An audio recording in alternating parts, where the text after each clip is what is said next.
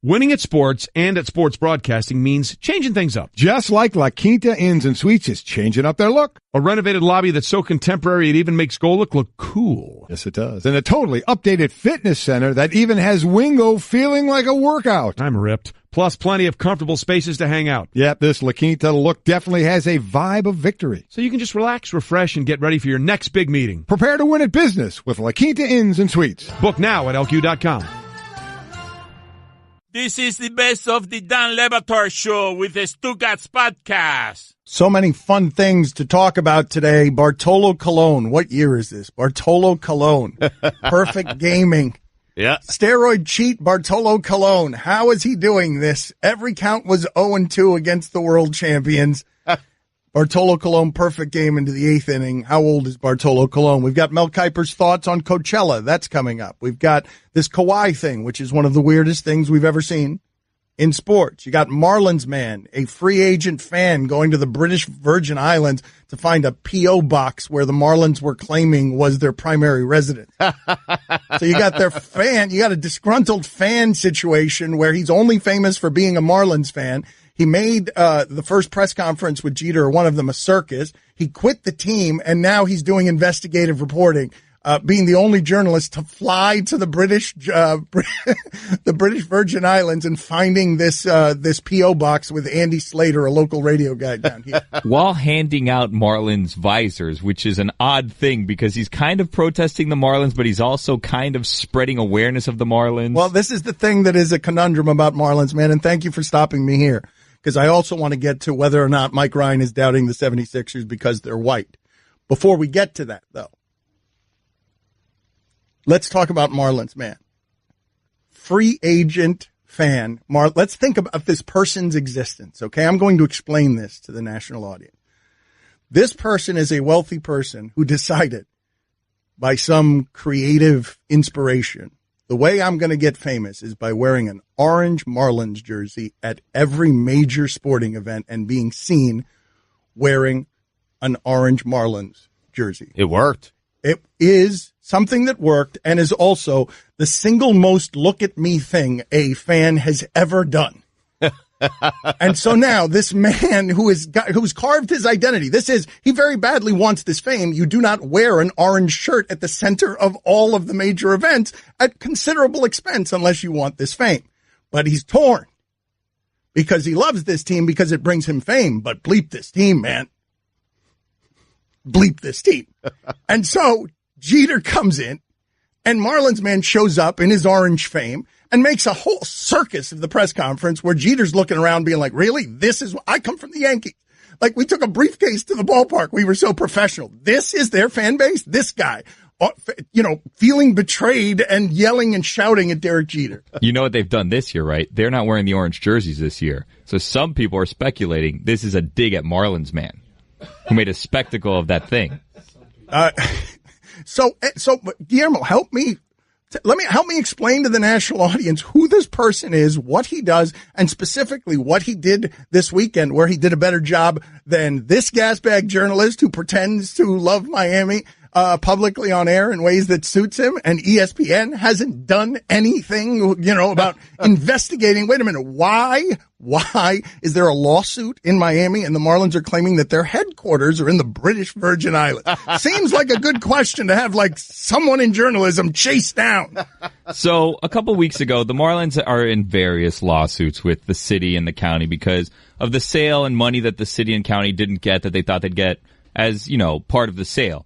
And for whatever reason, the new Marlins team is also involved in that, even though they're the ones that paid the money to the old team. It's very complicated. So to try to avoid legal issues, the Marlins claim that they're an entity of the British Virgin Islands because some part owner has some sort of something in the British Virgin Islands. Something, yes. So Andy Slater, who has a show down here, is friends with Marlins man, and he goes on his show regularly. But people need to understand, in terms of what this fan base has, people need to understand this baseball team in this market, what Jeter inherited is, these are the three guys they've got. It's Guillermo. It's Marlins man. and it's Andy Slater. And they've managed to, these are the only three people remaining that care about anything happening with this baseball team are those three people. And the Marlins are still doing things to alienate those three people, so much so that two of those people just went to the British Virgin Islands, and I'm imagining considerable expense to investigate this better than any of us have. Well, that's not entirely fair. They still have Dancing Tony, the old man that dances, and he still goes to the game, and he kisses his wife at the end of every kiss cam. Spoiler alert. That's nice. Yeah, Dancing Tony. Still does that, huh? Yeah, he's still there every game. What a motley crew this is. So anyways, we decided when we heard the news that this is something that should be laughed at because it's ridiculous to claim that the Marlins are a team from the British Virgin Islands. So our solution was, let's buy a British Virgin Islands flag and hang it behind us on Amazon Prime. It took like 4 days to get here. And then we printed like a bunch of pictures of like actual British people like Simon Cowell and the Queen and Lord Disick. And those people are all here, which they're now covered by our flag that finally came. Right. And Andy Slater and Marlins Man had a better idea, which was let's go to the British Virgin Islands. So they somehow tracked down the address that they're claiming is the Marlins office.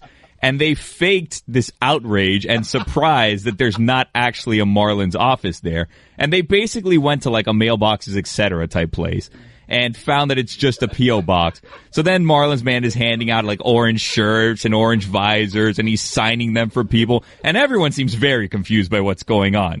Marlins Man starts feeding cats and doing all kinds of philanthropy in the British Virgin Islands. Okay, hold on. I've got a lot of questions here, okay? And I'll spend the whole show here happily. It's a great headline on one of the stories where it says Marlin Man found no employees but did find many confused locals. Okay, yeah, well, here's the thing, okay? This is some real gonzo journalism that's going on here. Again, I'm trying to explain to you guys who this person is. He's only clinging to what his fame is. He also has a Marlins mobile, which is orange, and it has like fins on it, and he was all in on this. By the way, I'm not even sure 100% that he intended to be Marlins Man. He just showed up to like World Series games in a Marlins jersey because he was a Marlins fan, and it stood out because it was like in Kansas City or something, so it was the only orange jersey. And then I think he's like, wait a minute, I got something here. And now he's all in. He has a Marlins mobile, and he has a Marlins this and Marlins that. This is amazing. Excuse me. This crusade is amazing. This is your most famous fan. He's investigating in the British Virgin Islands while handing out flyers with a journalist. He's going there with a journalist. Andy Slater breaks stories in Miami. He also, by the way, tried to re-up on his season tickets and wrote them a $200,000 check for 3 years of season tickets. And for whatever reason, they rejected him. I'm assuming he was trying to get some sort of heavy discount on the seats because he has really nice seats behind home plate. So he was trying to give them money. They said no thank you. So now it seems that money is being invested in embarrassing them. In journalism. In better investigative journalism than this company is doing of the Marlins situation. He's doing him and Andy Slater rampaging through the British Virgin Islands looking for a P.O. box. The funniest part about it, though, is that they were acting like they thought they were going to find an actual Marlins office there. And they're like, I can't believe that there's only a P.O. box here. I thought Jeter was going to be there. Well, I mean, all things considered, they're flying a long way to just look at a mailbox. Well, they had a good idea, but they should have gone over the top more. Obviously, they had a better idea than us. But like, had they been knocking on like the P.O. box, asking for Derek Jeter, and like, right, I'd like to talk to someone, and that would have been great. You know how Peter Thiel bankrolled Hulk Hogan to bring down Gawker through all the lawsuits and whatnot? I'm pretty sure Marlins Man is pulling a Peter Thiel. He's bankrolling this whole Andy Slater investigative mission. Well, and the reason I bring all of this up, and I'm so grateful for you guys, is can we get in there and see if ESPN will do a little bankrolling of its own to lift up Marlins Man and Andy Slater so somebody covers this damn story since we're not putting Feiner Wada on it. So you think like Pedro Gomez should be at that post office? I'm just saying, let's put something behind, let's throw some resources behind Marlins Man and Andy Slater and see what journalism we unearth. I'd like to see Guillermo take a crack at this story. Seriously. Let's put some resources behind Guillermo. Well, we did, and he ordered a British flag that took 4 days to get here, and that was his creative burst. That what he did, because often creativity comes from a dark place. Right. Rick Springfield taught us that. And when it comes from a dark place, it should produce more than a British flag 4 days late on Amazon. It's British Virgin Islands. It would have got in here sooner had we had Prime, but, budgetary. And speaking of Rick, his favorite color coming up later today. Dan Le Batard. I had a dream last night about the show that Stugotz was filling in for Joe Buck on his podcast, and Allison called me to tell me what a great job Stugotz did. And I realized this is a dream because Allison would never praise Stugotz. Stugotz would never fill in for Joe Buck's podcast that may or may not even exist. And if I did, it wouldn't be good. Factually, a lot of factual errors in your dream. What a weird dream. Yeah. Stugotz. So that's the height of your fantasies, Guillermo. Well, maybe it was a nightmare. I don't know. It happened when I was asleep. Thank you, Guillermo. That's how dreams work. Yep. This is the Dan Le Batard Show with the Stugotz on ESPN Radio. Introducing the all-new ESPN app, now with ESPN Plus. What's ESPN Plus? It's ESPN's new streaming service available right in the ESPN app. It's awesome. With ESPN Plus, for just $4.99 per month, you get thousands of live sporting events, including MLB, NHL, MLS, and top-ranked boxing, and a full library of movies and documentaries, including the entire 30 for 30 collection. And our listeners can take advantage of a 30-day free trial of ESPN Plus presented by Amex by signing up with the ESPN app today. The all-new ESPN app featuring ESPN Plus. Check it out today. Basketball was fun this weekend, and I wanted to talk to you, Stugotz, about if you saw what Greg Popovich had to say after Game 1. Warriors-Spurs, Warriors 113, Spurs 92, Kawhi Leonard. This is the Warriors without Steph Curry. Right. Kawhi Leonard now proclaimed out for the season in the rare non-Woj Yahoo bomb. Right. Have we ever seen one of those before? A non-Woj basketball Yahoo bomb? Oh, yeah. Shams does a good job. Okay. Yeah. So here is the backstory. Did you hear any of this? I didn't hear what he said, but I'm sure it was, full of ego and full of, undercutting and passive aggressiveness and all that kind of good stuff, because I'm getting tired of Popovich. Okay, before we go down this path, though, this is great, though. It's great that you would do this, Stugotz, because it is the conundrum with Popovich to me, because many people get tired of him, but then they stop getting tired of him every once in a while, like I did with where we're about to head, and they go, okay, that was pretty funny. That was a good one, Pop. You were mean and cruel there, and you were a jerk in the press conference, but that one was a good one. And so this back and forth in the press conference, I don't think I want to hear it, Mike. Maybe I want to hear it, but I want to read it. What went wrong for you guys tonight? What went wrong for us this afternoon? So already he's pushing the reporter back. The reporter said tonight, he's saying, what went wrong for us? He's in a snippy mood. They've lost by 20 points. The reporter feels the need to correct night to this afternoon because he's been Popoviched. Right. And so Popovich's only sentence, in the grumpy way of his, is they played better than we did. Mm-hmm. And so then they ask him about starting Green basically on Kevin Durant. Did that work very well? And then Popovich's answer is, did you watch the game? And the reporter says, yes. What do you think? And then the reporter says, it didn't work out too well. And Popovich finishes with this. It didn't work very well. We'll have Danny Green grow 4 or 5 inches by Monday night. We'll tell him to jump higher and more and move quicker, and we'll tell Kevin Durant, please don't be so good.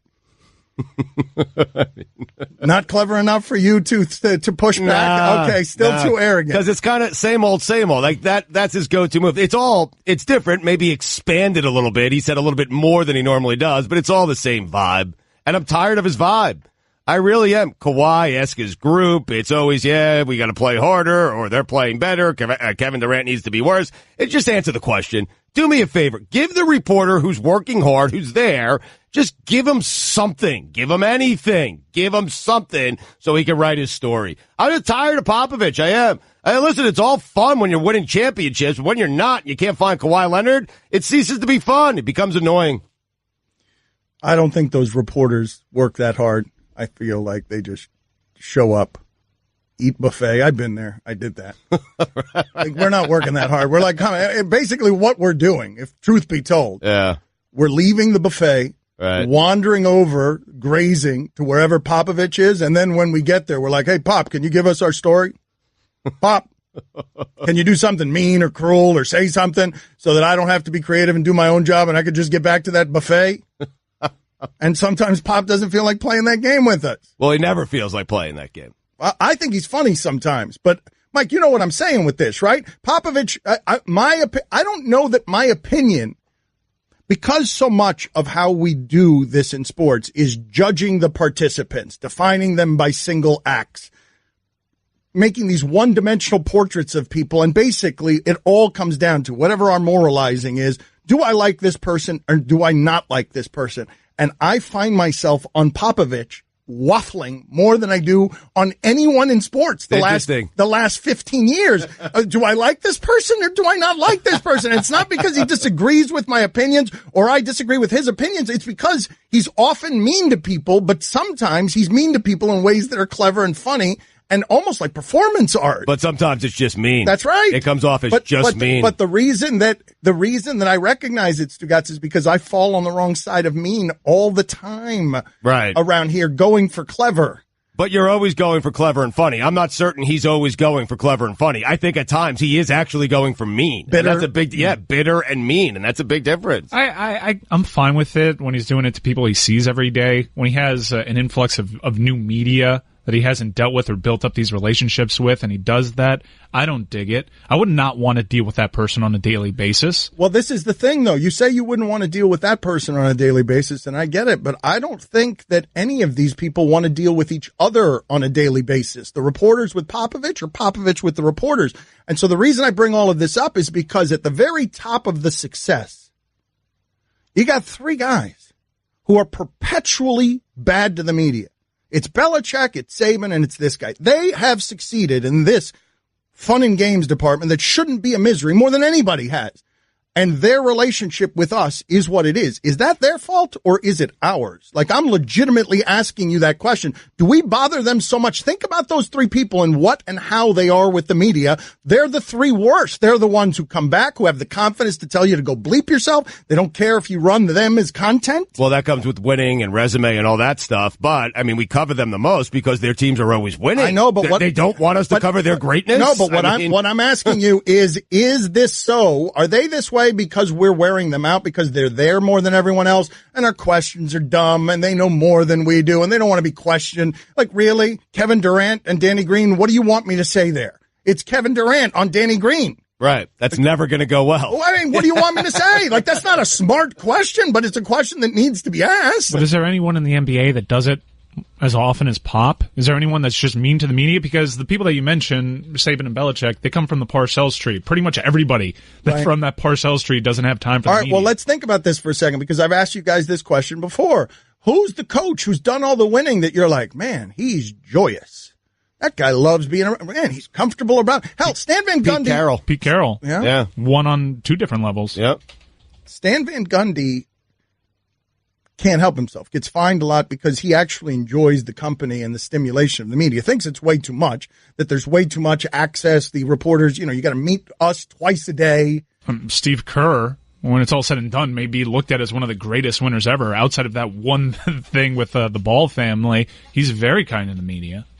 The Pete Carroll one's interesting because what I remember of Pete Carroll before good guy was laughable failure who made a choke sign at a field goal kicker as either a defensive coordinator for the Jets or as a special teams coach for the Jets. Like, Pete Carroll was a real nobody until he started doing the winning at USC. As a formed man, this is the part that I find interesting, that he gets into. Pete Carroll hasn't been what Bill Belichick was and Saban was, this pipeline of, he's arriving in his 50s as a formed man. I have perspective in the pros. I'm not going to get swallowed by this stuff. I'll handle the media. The media's not going to handle me. You're right. He does give off joy. Right. But man, it is suspicious that Pop, Saban, and Belichick, the three best, are also the three worst in this particular department. Dabo Swinney, another guy. Hey, these stats are not going to read themselves. But I asked that question legitimately, though. Is it them or is it us? Because I do feel like having to deal with us all the time would get the kind of annoying that we turn those people into that. Then stop winning. Well, Pop is going to help you this year.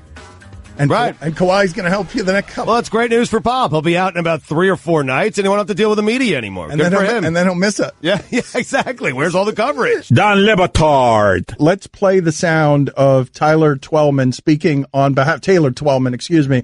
He's an ESPN analyst who I thought was going to roundhouse kick Matt Brados during the middle of this. Max. Mother That's a fine. bleep. Stugotz. Sorry, man. Mother. Yeah, you're sorry. That's an easy one. You're sorry. What'd you call him? Sorry. I'm nuts. What'd you call him? Joe Brados. He was sitting there next to Tyler Twellman. Let's go to the sound. This is the Dan Le Batard Show with the Stugotz on ESPN Radio. ESPN Radio is presented by Progressive Insurance. The Dan Le Batard Show is brought to you by Pennzoil Synthetics, taking synthetic motor oil performance to a whole new level. Make the switch to Pennzoil Synthetics today. Guests on the Dan Le Batard Show appear via the Shell Pennzoil Performance line. Here's your SportsCenter update. The Knicks are looking at David Fizdale, Mark Jackson, Jerry Stackhouse, David Blatt, and Mike Woodson. My goodness. As potential head coaches. My God. Mike Woodson. Yeah. David Blatt. Yep. Oh, my God. Yep. Mm-hmm. James Harrison has retired. Hold on a second, if you could.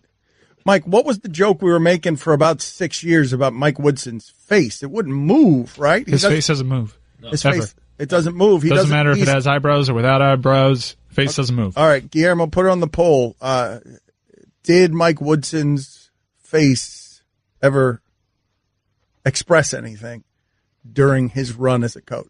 Also, most hair in a goatee ever. Yeah. It was. So wait a minute. So what was going on with his eyebrows, though? What was he sometimes didn't have eyebrows? There was a right? weird time that he showed up without eyebrows. Okay. Can we get Mike Woodson on and ask him only about that? Hey, Mike, what happened that one? Or have we? We've already done that, haven't we? We did that show.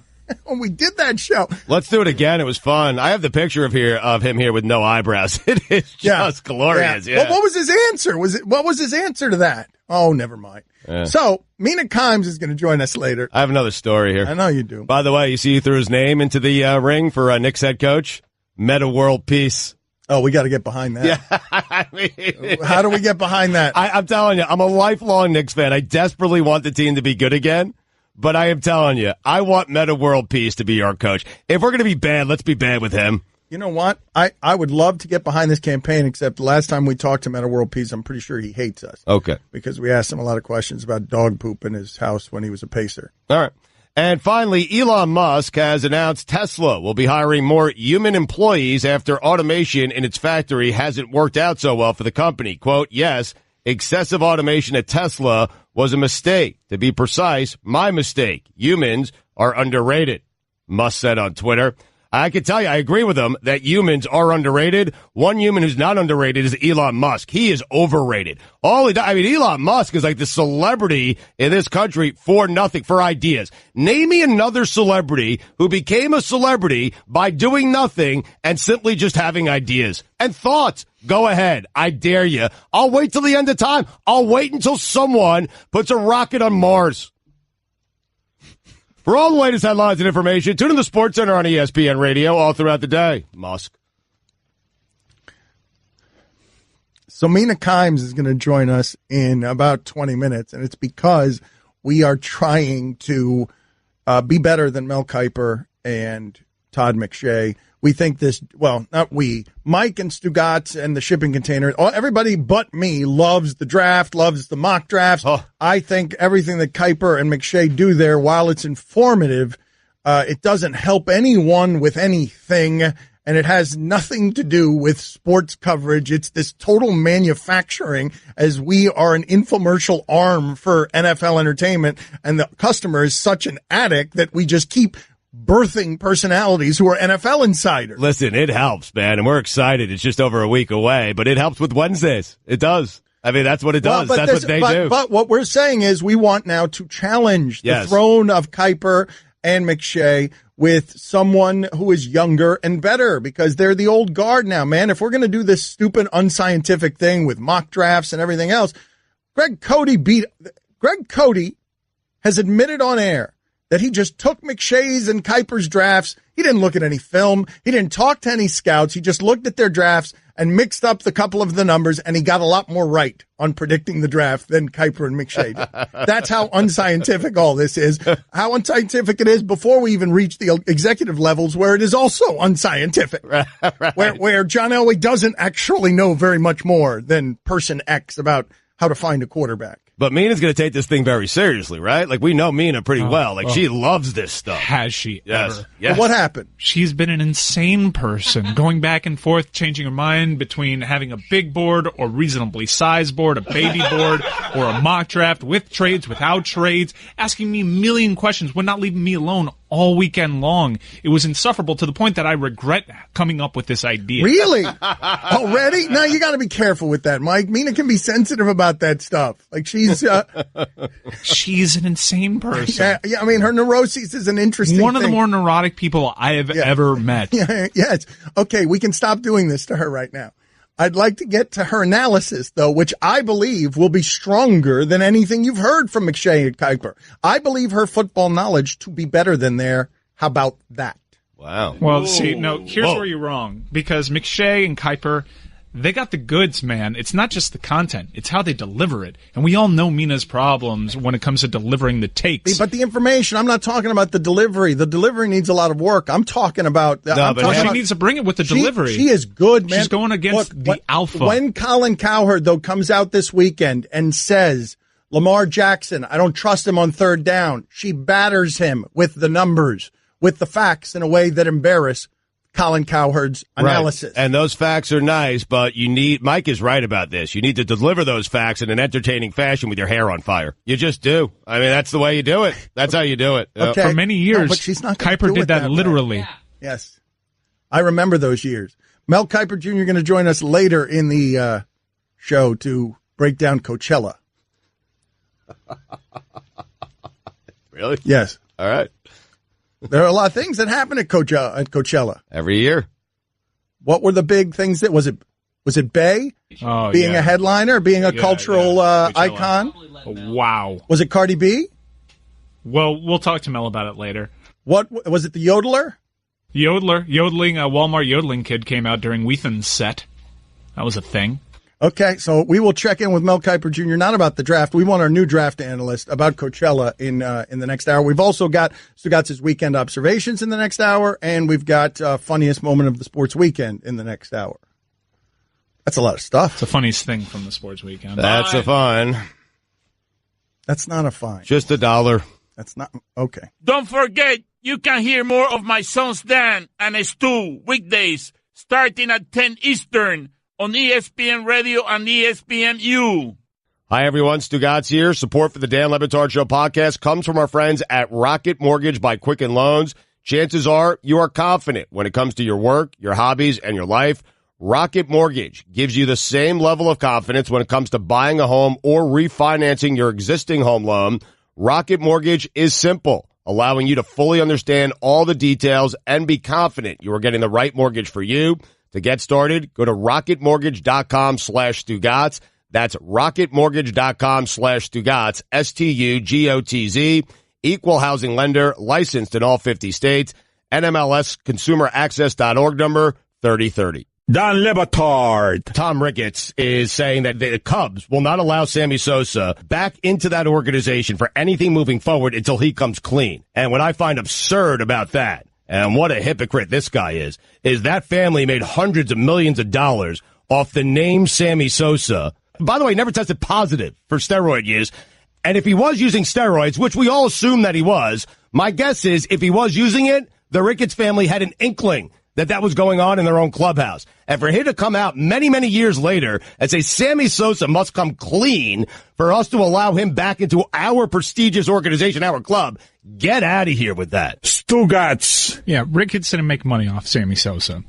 He won the bid in 2009. This was post-Sammy Sosa. Well, that ruins my argument. This is the Dan Le Batard Show with the Stugotz on ESPN Radio. ESPN Radio is presented by Progressive Insurance with more than 30 unique coverage options available. Progressive knows small business. Learn more at progressivecommercial.com. Mina Kimes will join us in 1 hour. We had to push her back 1 hour because She is so busy taking this so seriously. Her NFL draft, big board, little board, whatever it's going to be. Needed more time. Needed another hour of Needed an prep extra before hour. unveiling it. Yep, she's taking this thing seriously. So she'll join us here on the Shell Pennzoil Performance Line at noon Eastern. The NBA playoffs are on ESPN Radio. Tune in tonight as Kevin Durant and the defending champion Warriors host the Spurs. Coverage begins at 10 Eastern on most ESPN radio stations. Here's your SportsCenter update. Stanley Cup playoffs, Penguins over the Flyers to take a 2-1 lead. Wild beat the Jets, and they are down 2-1 in that series. Blue Jackets beat the Capitals in overtime again to take a 2-0 series lead, and the Golden Knights beat the Kings to take a 3-0 series lead. It's a fun story. Game 3s tonight. Bruins at Maple Leafs, Lightning at Devils, Predators at Avalanche. Whoa. Wow, what happened there? Good God. Well, Hurt my clearly neck. a fencer came in here and stabbed you right in the gut. Clearly. Whoa. Play that back. Oh, my God. What happened? You hit a speed bump with your face? I think so. And Ducks at Sharks. And finally, a 7-foot, half-human, half-animal beast has left Argentinian residents terrified after the creature apparently savaged 2 dogs. The unknown creature is said to roam the streets at night and is not shy of confrontation, according to the super-duper reputable tabloid, the Daily Star. So for only one blurry picture has been snapped of this very real creature, one can surmise from the totally authentic photo that this incredible beast is somehow immune to making shadows. More on this story as it develops. Wow. It's crazy, man. Seriously, you have this team, this Vegas Golden Knights. I mean, it's unbelievable. Their first year in the NHL, and they are just tearing through the league. Did it during the regular season. They become America's team. In the absence of my Islanders being there, and, occasionally I root for the Rangers every now and then because I got some friends who are Ranger fans, I am all in on this Vegas team. Let's make it America's team. Are you in? This is a fun season. Yes, I'm in. All right. I want Vegas to be what the Nashville Predators were last year. I want to get behind Vegas. First year team, go wreck the sport. Kick Canada in the junk. Yeah. For all the latest headlines and information, tune in the SportsCenter on ESPN Radio all throughout the day. All right, so how do we get behind these causes? How does our marching band to nowhere get behind both Meta World Peace for Knicks coach, Vegas Golden Knights, the sweetest story in sports? How do we do it? Tell me how to do it. The Vegas Golden Knights will team up with us. They'll give us stuff. They'll take whatever it is we give them. Yes, they will. This is America's team. If your favorite hockey team is not in the playoffs, Roy, your favorite hockey team is the Panthers, right? Listen to me. We have to crush Canada from the desert sand with a first-year team, Las Vegas. We have to get behind this thing. None of my teams are in the playoffs. Not the Panthers, not the Blackhawks, not the Sabres. None of them. You would agree this is the most popular team, right? This is the team you can get behind, right? You're rooting for this team? Absolutely. Right, and you can't have 3 teams that you're a fan of. Right? Yes, You yes, can't you have- can. Boy, what you can. kind of crock is that? What is that? What kind of fandom is that? Like, pick a side, man. You can't go into the playoffs and hedge your bets. What are Yes, you you doing? can. No, Yes, you you absolutely can't. can. No, what? I don't even understand that level of fandom. $2. Get out of here. Wow. Yes, Great. it's offensive. What is that? Unbelievable. I gotta leave now because I'm a fan of 3 teams. Oh my God. Yep. It's against the rules, man. It's against That's 2 minutes in the box. How do you have so many teams and still not get in the playoffs? Why don't you root for any good teams? In a sport where everyone makes the playoffs. Am I wrong about this? You can't have 3 favorite teams in a sport. What is that? First of all, man, Roy's confusing. Again, Roy is to the best of our knowledge for many years, and maybe this is because we were sheltered and we just grew up in a cul-de-sac, but Roy was the only black hockey fan we knew. Any of us. And then he had a black hockey off with a caller who defeated him in a black hockey off and was declared national champion of, hockey being cared about by black people. And now we come to learn that he's got 3 bleeping favorite teams. How do you have 3 favorite teams, dude? You can do that with Mexican food, though. I like the Mexican pizza, the chimichangas, the burritos, the enchiladas. They're all so great. By the way, you see the Columbus Blue Jackets, dude? This is United States of Tortorella. Team is fast. Does Death Metal Hockey Guy have any thoughts on everything that happened in hockey this weekend? Contractually obliged to not be in the same room. I have a Oh, restraining is that order. right? Oh, wow. I didn't Wow. know that. Developments. I didn't know that. Full 100-yard restraining order. Okay, That's good. dangerous, dude. Totally bad vibes. Totally bad vibes. Death Metal Channel Hockey Guy does have so many bad vibes. All right, well, you get out of here, hockey guy, surfer guy who's far away from the mic. If you haven't Googled this, go ahead and look at Matthew McConaughey's newest project. A lot of people think that that's what hockey guy who stands far away from the mic looks like. Digging the aesthetic. There are pictures of Matthew McConaughey all over the internet. I'm assuming it's a movie he's trying out for. You can't be too sure. You can't. Never Didn't know. he have an arrest for playing nude bongos in Austin one time? Like, wasn't Matthew McConaughey arrested for playing the bongos naked somewhere in Austin, Texas?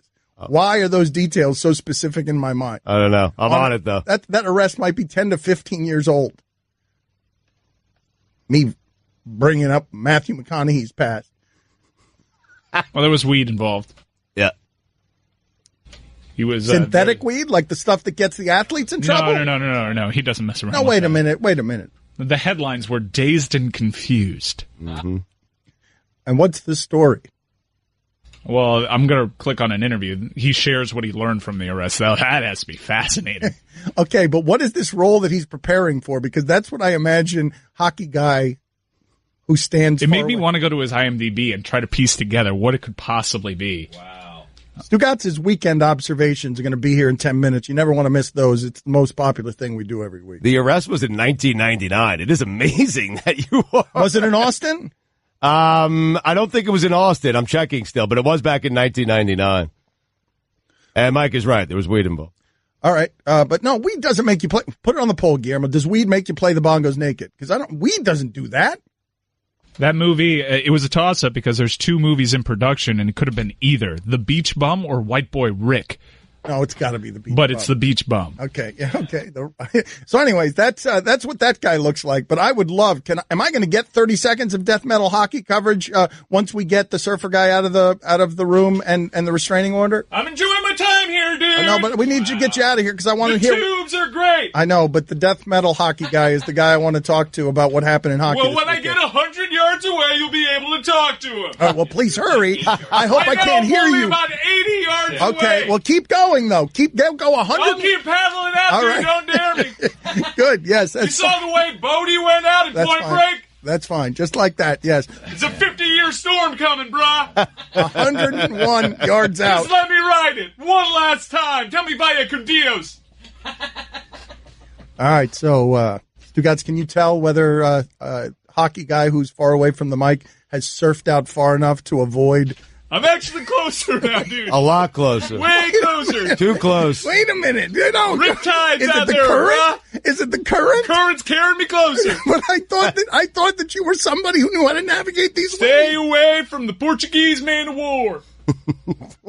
Guillermo, paddle out here and go get hockey guy and have him go further 101 yards out so that we can. The synopsis for The Beach Bum is a rebellious stoner named Moondog lives his life by his own rules. I'm seeing the pictures right now. Like, are they just filming him in his natural habitat? Like, what is it? It co-stars Snoop Dogg. It is amazing. What is, the trailers? McConaughey, wait a minute, Mike, which is your favorite photo? Because I love the one, the all black onesie with flames all over the place. It's actually not the best. It's actually not the best one. I like. He has reading glasses that are draped around his neck. He has a floral print. It's incredible. He plays Moondog. Snoop Dogg plays a guy named Lingerie. Thank you, Mike. Martin Lawrence is in it. He plays Captain Whack. Martin Lawrence. When's the last time Martin Lawrence was in something? Can look that up right now, actually. What was it? Big Mama's House 4? Speaking of creative arrests, didn't Martin Lawrence have one in the streets of Los Angeles right around the time that Matthew McConaughey was having his naked bongos meltdown? Wasn't it in the street or something? What are the details on that? Where he was just running around, Martin Lawrence, in what appeared to be also a synthetic weed state. I can only look up so many stories at once, man. He hasn't done anything in a while, by the way, Martin Lawrence. Where's he been? Did he go crazy? Because that street arrest is about the point where I stopped paying attention. He's been sitting around waiting for the Bad Boys sequels that they announced 5 years ago, but they haven't gotten to filming, and they better get on that because Will Smith is out here looking like Uncle Phil. But they've been announced. He's got two major projects in the works here. Bad Boys for Life and Bad Boys 4. They've been announced. Yeah, that's what I just said. That. I know. I'm just saying they're two big ones. You had one. What you're telling you there's multiple projects. Yeah, that's what I said. Are you trying to lie your way around not listening? You weren't listening. Yes. All right. We will play those sounds back in a second, and also we will play the sounds of Stugotz really just getting poked by a fencer in the middle of the Sports Center update. And also, Guillermo, put it on the poll. Is Will Smith out here looking like Dr. Phil? Uncle Phil. No! Fine. Damn it! This show ain't free. Time for some ads. Unbelievable. I had the joke. Michael. I'm getting old, man. What are you doing? I'm getting old is what I'm doing. In West Philadelphia, born and raised. On a street. What happened? What happened? $2. $2 penalty box. Oh, man, we all had it. Where I spend most of my days. All right, the crutches are falling, and so are Pablo's face just fell on the ground. Chilling out, Max. And Boo! Boo, Chris Cody, boo! With a couple of guys who were up to no good. Started making trouble in the neighborhood. The Capital One Venture Card is specifically designed to help you earn rewards when you travel. So take advantage when you go out of town. I got in one little fight and my mama got scared. So you're moving with your auntie and uncle and brother. With the Capital One Venture Card, you earn unlimited double miles on every purchase every day, not just on airline purchases. I whistled for a cab, and when it came near, the license plates had fresh had a dust in the mill. And you can use those miles towards any travel expenses like flights, hotels, rental cars, and more. If anything, I thought that this cab was robbing. I thought, no, forget it. You're home, the biller. Just book and pay for your travel using your Venture Card and redeem your miles towards the cost. I pulled up to a house about 7 a.m. to the cab. You're home. Smell you later. Capital One, what's in your wallet? Looked at my kingdom. I was finally there. Sit on my throne as the principal there. Credit approval required. That's the end of the song. Capital One Bank USA N.A. Don Batard. Chris, what was the funniest thing from the sports weekend? I got Tyron Smith, I'm sorry. They were talking back here, so they were making me a little nervous. Don't make excuses. Tyron Smith holding a football in his hands. It looked so small. Stugotz. Wow, you limped in with that effort, Chris. I got rattled right before I went on air. I'm just going to turn my mic off. All right. This is the Dan Le Batard Show with the Stugotz on ESPN Radio. I promised you Stugotz's weekend observations here, but I lied to you. It's going to be 10 minutes from now because we went long last segment because we had to get the hockey analysis that was vital from the surfer character and death metal hockey guy. You want to make sure on a Monday you cover everything that happened over the weekend, and we just did. I mean, we needed our hockey talk. But also on a Monday, you want to cover arrests by celebrities in the 1990s. So in 1996, with a pistol in his pocket, comedian Martin Lawrence ran into traffic on busy Ventura Boulevard in Sherman Oaks, cursing and screaming at oncoming cars until he was taken away by police.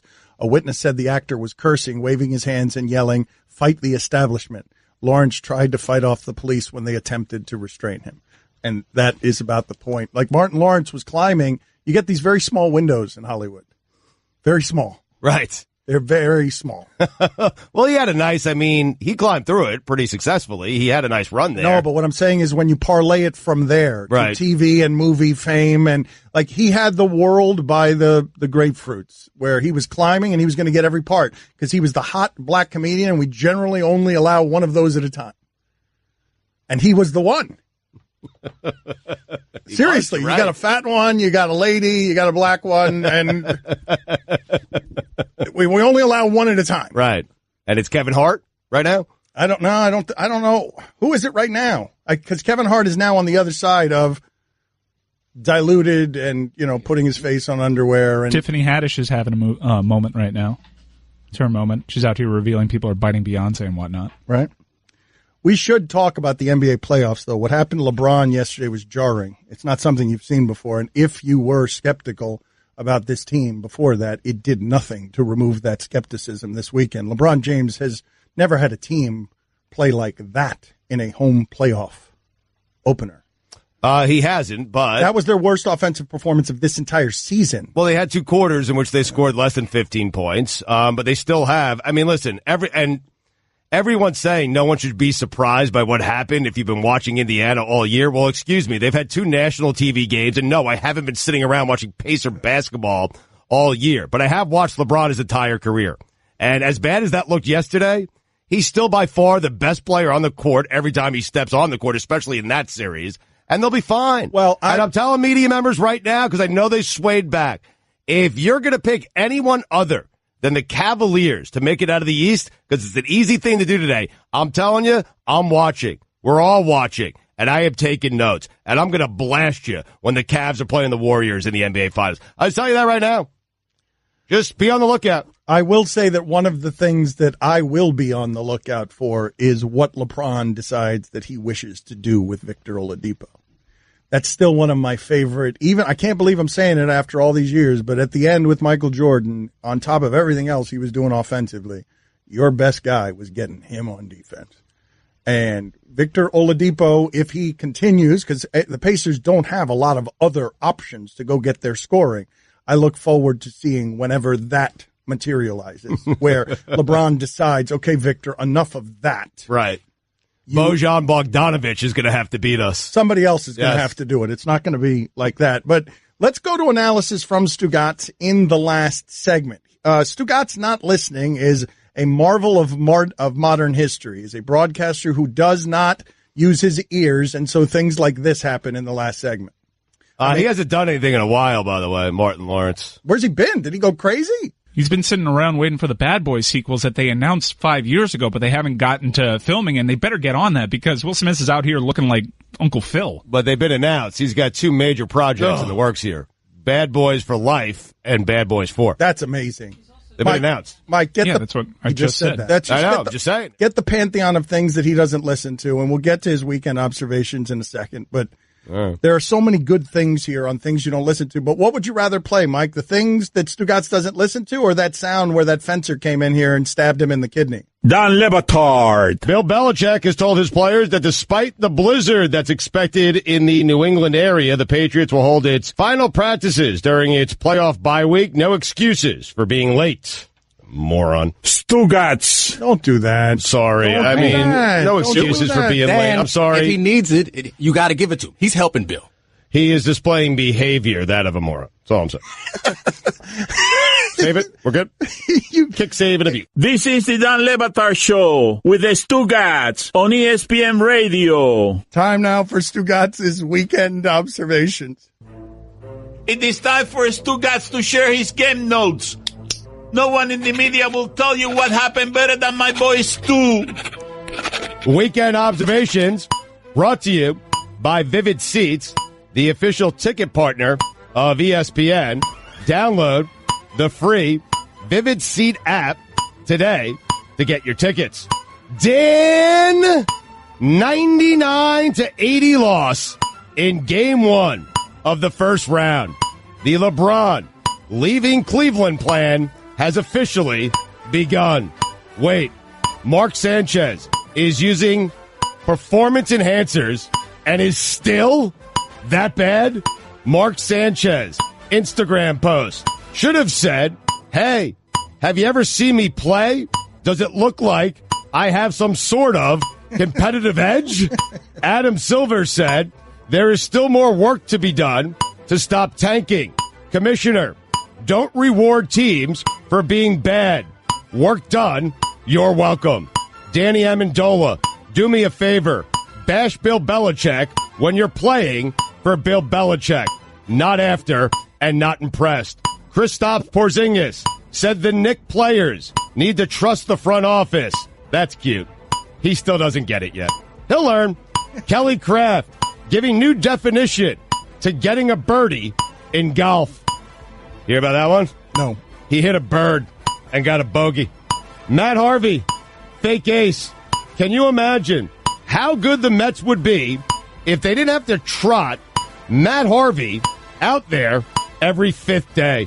Can't believe the Pacers are still coming at teams with Lance Stevenson.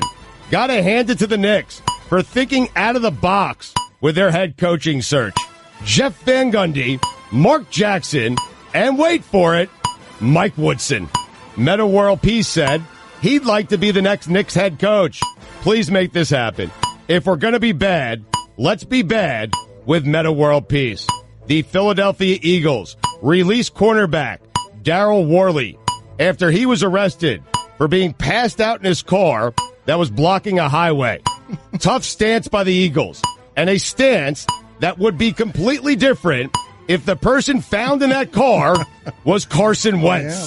Yep. I once there. Phillies, Angels, World Series, collision course. LeBron James, do it in the postseason.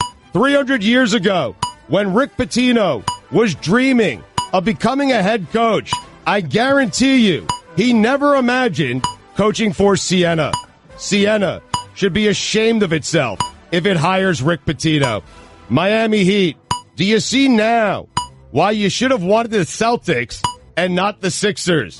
A sentence I never thought I would say. LeBron James was outplayed in a playoff game by Victor Oladipo. A sure sign LeBron is about to leave your team. The meaningless triple-double. Hey, he does every time. You're aware of that, right? He tricked you in that Eastern Conference Finals against the Celtics with that meaningless triple-double. You thought he was trying. I was telling you he wasn't. He wasn't. He took his jersey off and joined the Heat. And then he started trying again until he stopped trying in that series against San Antonio, his final season with the Heat. He stopped trying. I don't care what anyone tells me. Siena, you're a Catholic school. My advice would be to make your crucifixes even more prominent. Des Bryant, Philadelphia Eagles, collision course. MLB, on Fox, tweeted out yesterday, Kershaw doing Kershaw things. Here's an idea. How about Kershaw do Kershaw things in the postseason? Anyone else starting to not like Greg Popovich? I mean, seriously, get over yourself. Siena, nothing but night games. Collision course. You know what the K in Chris Middleton stands for?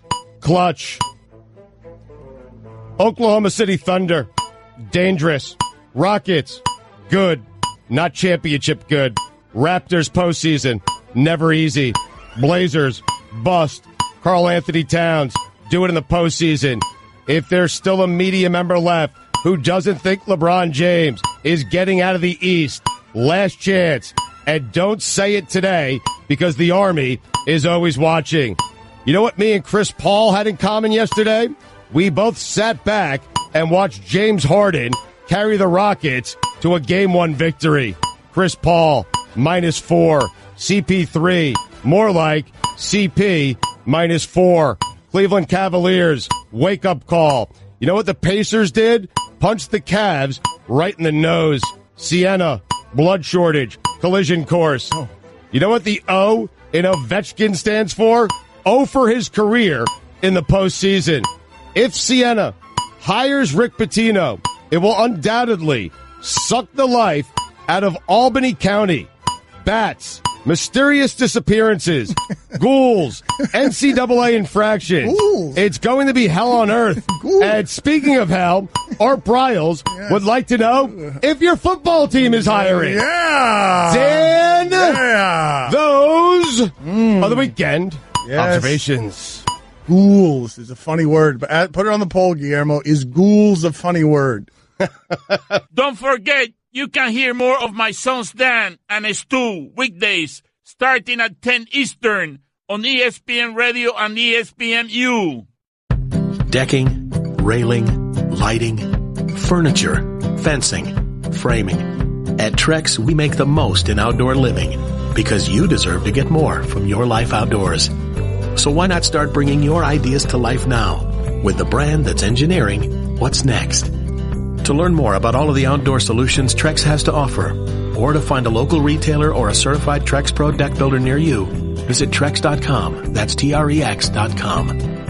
Don Le Batard. Stugotz lies so much, and he doesn't take inventory of his lies, that even when he's telling the truth, we don't believe him on anything. What's wrong, Stugotz? What are you objecting to? I mean, listen, I've done this to myself, so I'm frustrated at myself. I'm not going to lash out elsewhere because I understand why everyone would think that I was the one who did this. But I am sitting here telling you guys that I did not Do it. Stugotz. You absolutely took a bite out of a piece of pizza and put it back with the rest of the pizza. It was me. This is the Dan Le Batard Show with the Stugotz on ESPN Radio. So Mina Kimes is now our draft expert, and we're going to take calls for her. We're going to... What was that? No, when you do this, you have to have an evil laugh, and she has one. Yeah. Okay, all right, very good. Mike, so she's got 60 pages of notes. Is that what you told me? 60 pages All right, of let's notes. see if we can get through all of it in the next 10 minutes. Are you ready? Mina, what's your level of confidence right now? It's high. You want me to start from 32 and just work my way down? Yeah. No explanation? She made, we were getting in this heated debate as to whether or not she needed a big board or a mock draft. And she settled on having a mock draft. All right, well, hold on a second. So we're going to reveal what her mock draft is on the air, or are we going to take calls for her to see if she's worthy of having a reveal of that kind? Well, I would go with her top 10, her standard top 10. I know she's done the entire first round, so we can have callers come in after we do the top 10 of the mock. And keep in mind, Mina took this so seriously. She included trades in her mock draft. Okay, so let's... 3 trades. Whoa. 2 trades. Whoa. 3. 3 trades. All right, well, let's do this. Are we going to do this with the appropriate fanfare? Okay, this is very exciting. I hear her breath. She sounds like she's breathing hard. She's gotten nervous. I can hear She's it. breathing fire. Yeah, That's what she's breathing. Not breathing fire. You need to help her breathe fire. She does not. I think her confidence. No, I'm breathing fire. That was fire you heard. Okay, very good. That's Yes. fire. Yeah. Number 10. Who has got the 10th pick in the draft, and who does Mina Kimes say that team is going to take with the 10th pick in the draft? I have the Raiders taking Josh Jackson, ball hockey cornerback from Iowa. Whoa. Tell me about him. What do you like about him? Tell me about that man. Just an absolute ball hawk. 8 interceptions, 18 pass breakups, 6'1", great disciplined defender, just a perfect plug-and-play guy. Number 9. Wow, Stugotz is proud. Number Ball 9. Ball hawk is key to any analysis. Number 9, according to Mina Kimes, is... Okay. The Niners taking Roquan Smith, linebacker, Georgia. Oh, tell me about him. He's a little bit small at 6'1", super athletic, almost like a Bobby Wagner. Again, day one starter. Wow. Almost like a Bobby Wagner. There are not a lot of Bobby Wagners out there. That's why she said almost. That's a high compliment for me. Almost like a Bobby Wagner. Listen, when is you're the doing highest this, of compliments. when you do this, you don't commit to being Bobby Wagner. You just say almost, and everyone thinks he's going to be the next Bobby All right, Wagner. Very good. Excellent. Number 8, according to Mina Kimes, senior writer for what's happening here? Is that fire or is that nerves? Fire. No, it's fire. Number 8, Definitely not according nerves. to Mina Kimes. Minka Fitzpatrick from Alabama. Whoa. Tell us about him. Well, he kind of plays all over the place, outside corner, inside safety. I think the Bears could just really use a versatile defensive back like him. Nice. I have him higher, but Really? take it. Yeah. You want to care to argue about it? Number 7, according to Mina Kimes. Derwin James, safety out of FSU. Where are the trades? Where are these 3 promised trades? They were later. Well, there's one at the top. And where's he going? Where is he going? To what team? Oh, the Bucks. Okay, yeah, good. this is a very popular pick. He's like a Landon Collins type, probably one of the top 2 defenders in the draft. A Landon Collins type. That's an important phrase to use, right? Probably, Comps. yes. That's pretty. That's high I praise. thought that was like what pro draft guys do, comps. No, they do, yeah. And then, you say, listen, he might turn into the next Landon Collins. You're doing a very good job here. You want to say with a safety, though, he really brings the wood. It's one of those things you just want to say with a safety, okay? Yeah. Brings the wood. Yes. Okay. Got it. Write that down. Nah, I think Okay. that's different. Okay. I wrote it down. Number 6 and number 5. And you know what Wood's We're good at for? 6. Fire. All right. Woods. Okay. All right. What's next? What was that? A snort? What was that? I was clearing my breath to breathe more fire. At number 6, we've got the Colts taking Bradley Chubb, the defensive end out of NC State. Wow. I I love was like him. tripping over my words. I love there. him. It's okay. But why do you have Chubb? Just out of curiosity, you have him slipping a little bit because a lot of people think maybe he's a top 3 pick. Oh, yeah, he's good. Well, you'll find out why I have him there. But he's the best defender in the draft, no question. Myles Garrett, almost as good as him. Just absolute monster. Okay, but can you tell us more? I'll find out. No, it's all coming together. Okay, spoiler alert. I'm sorry. All right, that's my bad. What's next here? All right. At 5, I have the Broncos taking Quentin Nelson, the guard out of Notre Dame. What? A guard? Mina, slow down, Mina. The best offensive line prospect we've seen in several seasons. So talented, good at blocking for the run and the pass. You can start him immediately. How are his feet? Really good. Tell me he's a really mauler. good feet. Tell me he's a mauler. Is he a He's a mauler? mauler. He's a Can mauler. he operate in a phone booth? What? He brings the reverse wood. Oh, What? man. Wait, what? Guillermo, put it on the poll. Can you draft a guard top 5 in football? No. They've been doing that for years. No. What? Who? Look at the 2013 draft. I don't want guards on my team. I could go get a guard. Richie Incognito, I could go ahead and get him off the trash heap and throw him there and get 3 Pro Bowls. Like, anyway. Well, you'd have to pay him. Yeah, there's that. It's me This guy, you really got to look at him. He's the best guard we've seen. I'm going to say 10 years. Okay. Those were tackles who went in 2013. Nina, what does that mean? No, it's one of those things you say. You say the last day. No one's paying attention. No one's going to go back. It's so hard to find an offensive lineman who can start immediately these days because of the offenses they play in college. This kid can start immediately. Yeah. He is that good. Wow. Jarring statement by Mina Kimes, senior writer for ESPN The Magazine. What's next? Hold on. What about the phone booth? Oh, yeah.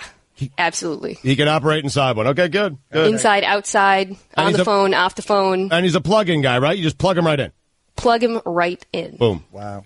Okay. Good pick. 4? Yes, number 4, please. I have the Browns taking Saquon Barkley. Running back. They had all the quarterbacks toward the facility, but then they tricked people unless there are more trades coming here. They've got the first pick there. I dare you to tell me that he has a chance of being the next Barry Sanders. I dare you. Stu? Yeah. He's got a chance. Oh, wow.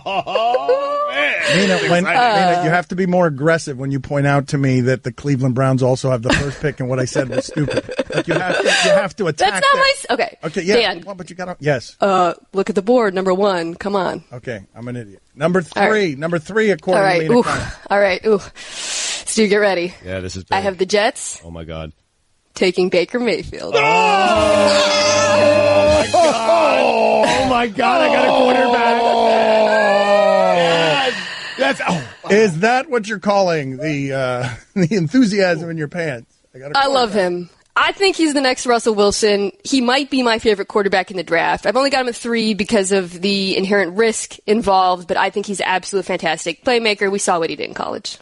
Number 2 overall pick, according to Mina Kimes. Are you ready? Yeah. The Bills trade up for Josh Rosen. Whoa! You shocked? Oh, whoa! Wait a minute. What happened there? The Bills. You shouldn't be. They did what?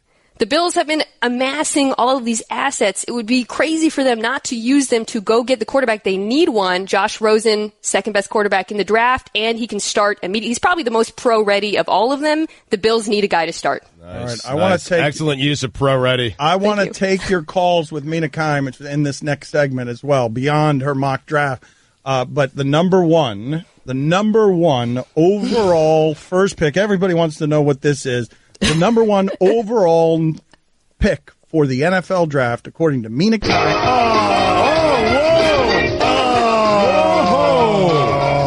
Wow. I'm sorry, everything has to... Sorry, my timing is bad on that. The magic crate of content has to be opened. Rummaging. When that music is played, everything must stop immediately. So no one's going to find out? Oh, hold on a second. Mina, relax. Sorry. And so from the crate of content, it reads simply, touch someone else's nose.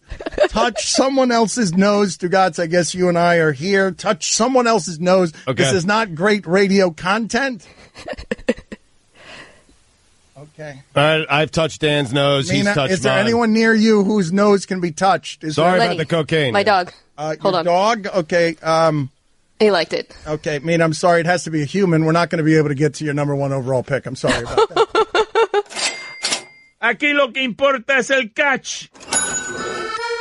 I want to point out, because we're not spoofing here, Mina Kimes has taken this thing very seriously, and Mina Kimes knows more football than just about anyone at this network. Yes, and we're going to take calls and prove that to you in the next segment. Dan Le Batard. Marriage, at some point, I think for a lot of people, they get down to, and this is really a sad part about marriage, where you're just having sex one day a week, and that one day a week is Sunday, and so I love Sundays, but I hate everything I have to do leading up till Sunday, which is essentially agree with everything my wife says, and does everything she asks me to do.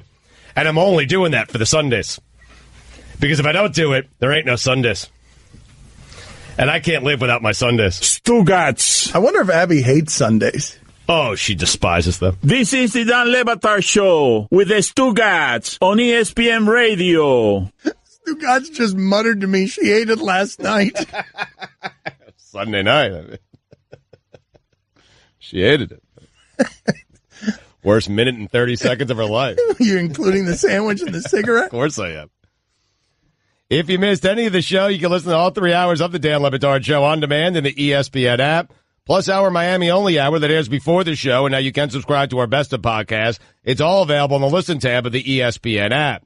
Surprise a friend or loved one today with a bouquet from 1-800-Flowers.com. When you order a dozen multicolored roses for just $29.99, you'll get another dozen absolutely free. Go to 1-800-Flowers.com/ESPN. Mike, what time are you going to call Mel Kiper to get his Coachella update? Is that going to be the next segment? Yeah, he's calling next segment. All right, next segment, we get Mel Kiper's breakdown of Coachella. I don't want to talk draft with Mel Kiper anymore. He's a different time. You know that me and Mel Kiper don't get along. He doesn't like me because I've exposed that his big board doesn't actually exist, that there is no big board, that he's just making it up on the fly. That's how he can do so many mock drafts. He doesn't have to lift one finger to put anything on any boards because he is a fraud about having a board.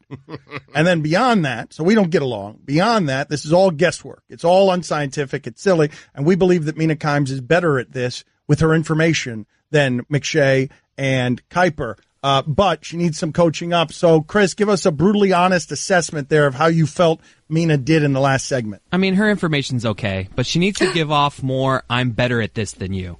And I'm not really feeling like she's You're not getting great. Yeah, yeah, she's not. Now, that's not in her. Billy, do you have a brutally honest assessment here? I think she did great. I mean, there's a couple times you said, I'm sorry. Just don't ever do that. Yeah, never say I'm sorry. And make the person you're apologizing to apologize to you, yes. even if you're wrong. I'm not sorry for saying I'm sorry. Okay, there you go. Sorry, Billy, not sorry. Yeah, Excellent. all right. Mike, what could she have done better? You got She didn't interrupt people enough. You gotta barge in there. Stop. Okay, I get it. And then, yeah, if someone's talking, just talk louder. Talk louder. Just talk over people. Was that good? Not was that good? Start yelling when someone else is talking. Just yell louder. All right. Yes, there you go. They want to know the first pick. All right, let's go. No, not yet. How was that? Not yet. Nick. I'm sorry, Mike. Nick, you're on with Mina Kimes, draft expert. Go ahead, Nick. No sorries. Mina, do the Seahawks need to look at drafting a quarterback because Sierra is obviously getting in our way? And Dan, Aqua?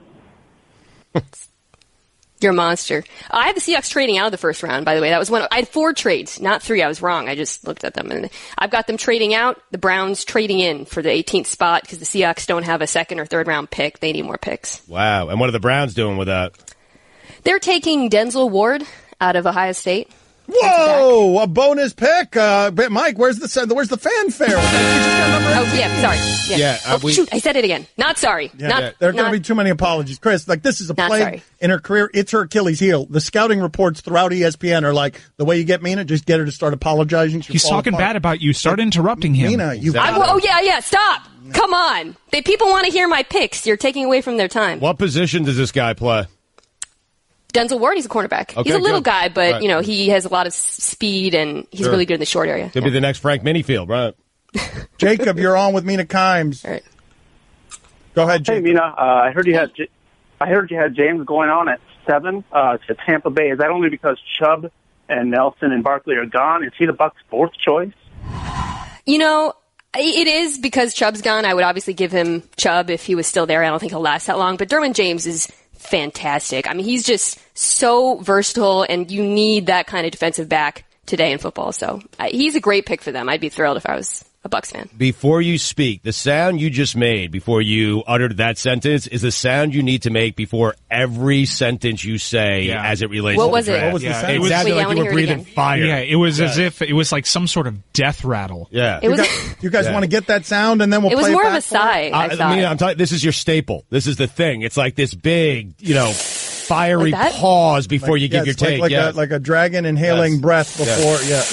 Yeah, there. Oh my God. Oh my God. Oh, if you could come in with, you'd be like the Carrot Top of draft analysts. Right. You'd have props. But give me another one. All right, Dan. Enough out of you. Give me another one. There you go. Yes. Yeah. Paul, you're on with Mina Kimes. Go ahead, Paul. Hey, Mina, I want to know about the Eagles. They go after this tight end that they're really sweet on. I've also heard that they're going to trade their pick with Foles to try and go up maybe to the Bills for A.J. McCarron. What do you think's the direction? No laughter, Mina. No laughter. I tried to preserve Mina, the sigh, but for the love of God. All right, Mina. let me answer the question. Christ almighty, Mina. I don't like the tight ends in this draft very much. I don't think either of them or any of them are really worth taking near the top. The Eagles, Wait a minute. Look at the criticism that Chris Cody has of you, and it's fair criticism. I don't believe you. Tell me more how much you hate them. Like the tight ends, he doesn't believe you, Mina. The tight ends in this draft are trash. The Eagles should not trade up for any of them or even take them in the first 2 rounds. I've got them taking a guard at 32. Mina. It's a little too harsh. I mean. Okay, Mina, but no, you can't go perpetual nuance on the NFL draft. You cannot take McShay and Kyber. I mean, you can't. She can if she does that. No, she's a one-trick I've got my thing She's now. a one-trick dragon. She doesn't have anything in her game other than a noise. She's Ivy League educated, and we're sitting here telling everybody she's better at this than anybody. You know what, Dan? The people like my picks. And I never even got to give my number 1. Hold on a second. Sorry. Sorry, I said sorry. You're apologizing too much, Mina. P.I., you're on with Mina Kime. P.I.? Yep, P.I. What's up, Mina? Don't listen to those clowns, first of all. And second of all, why is nobody talking about Lamar Jackson to the Dolphins? They already run that offense. They got Tannehill, used to be wide receiver. Adam Gase is supposed to be the quarterback whisperer. I think it's a perfect spot for him. The laughter is killing you. Like I'm trying to do the thing, but it doesn't feel natural. Just stop. I've got the Dolphins taking Tremaine Edmonds. I just think there's too many needs in that defense. I've got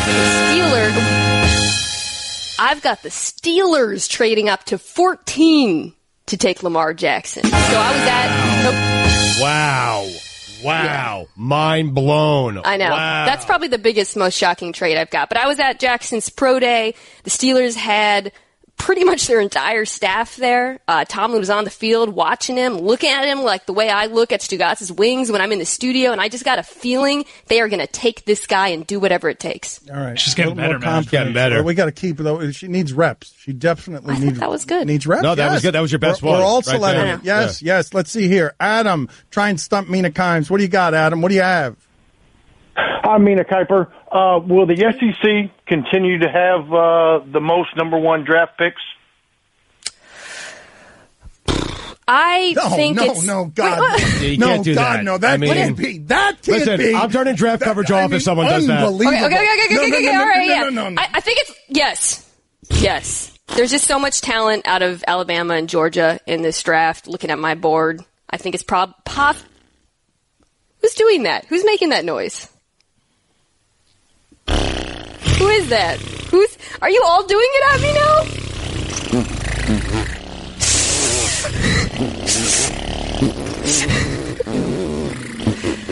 You know what?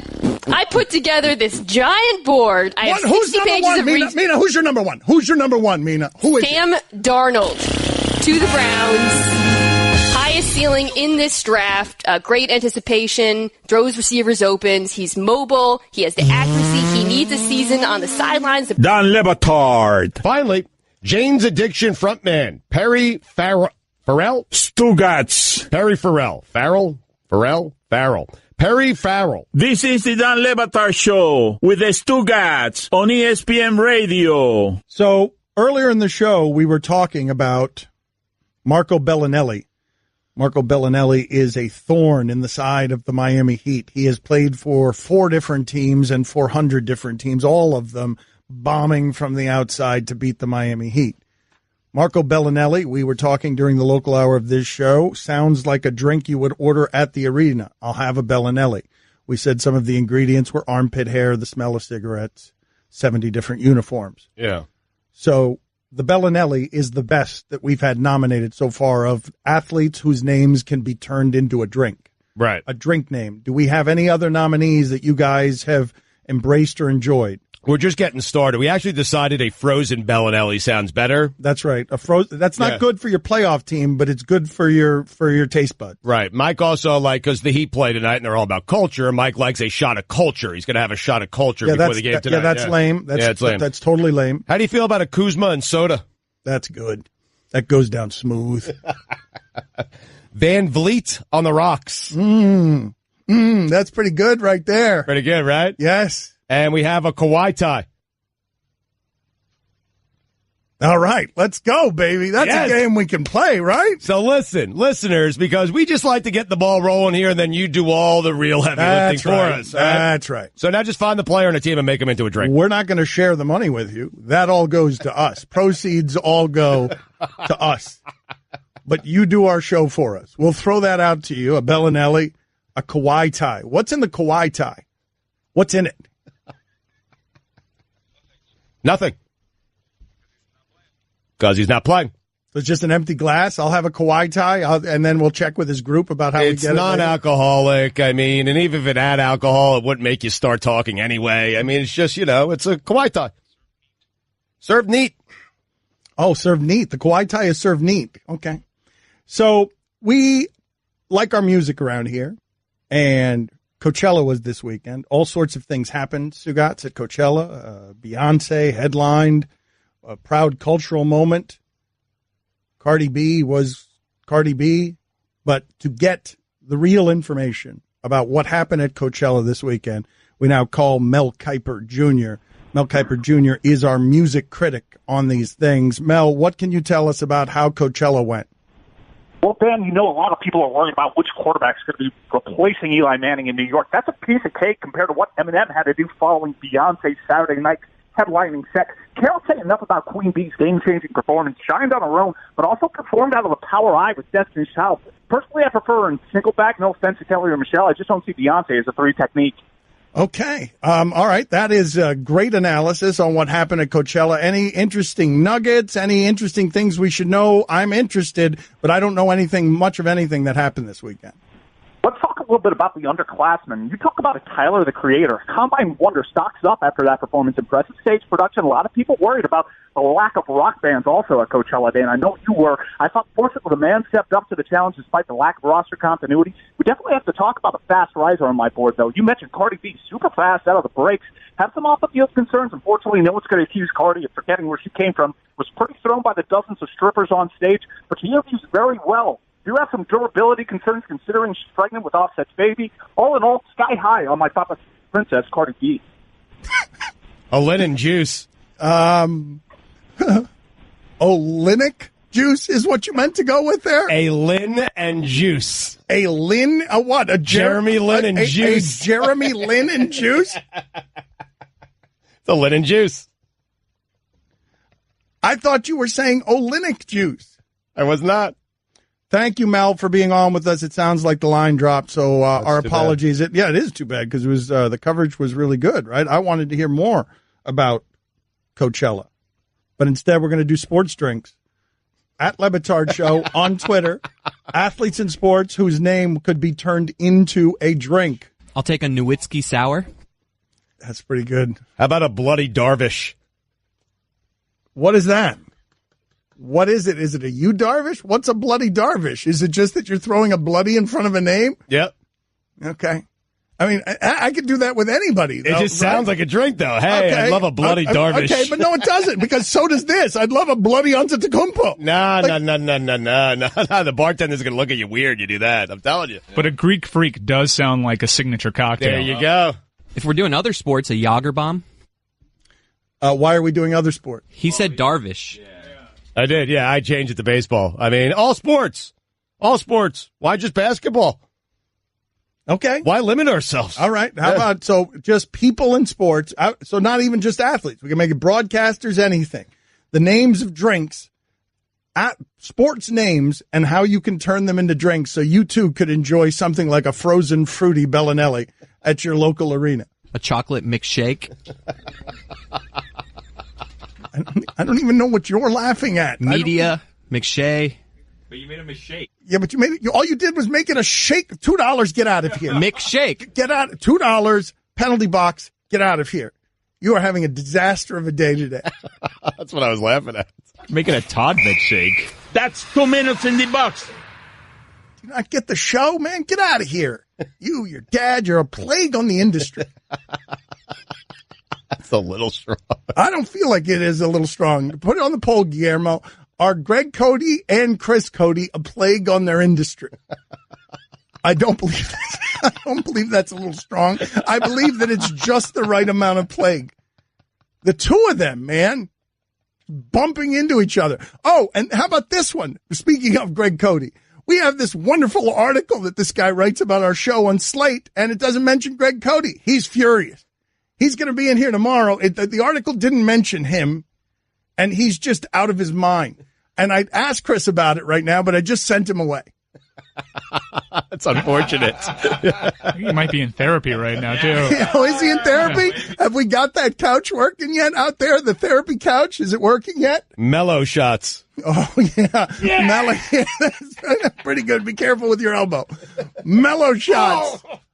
We are working in here to try and do television. And so, no, that is not the way we do television. Okay, of course, this is the way our show does television.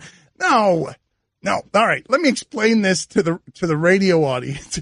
Guillermo, I'm going to try and explain this to the radio audience so it doesn't become a totally inside television joke. But can you please explain to me what just happened in our organizational structure that had Chris Cody? You guys made me throw it to the therapy couch. Thank you.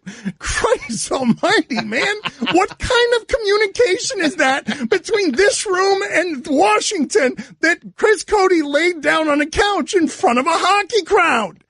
Like, I mean, that's how we make television around here. That when we put you guys in charge of the television, that's what it looks like. A whiskey Mauer. You can listen to the Dan Le Batard Show with the Stugotz 10 to 1 Eastern on ESPN Radio, and you can watch on ESPNU.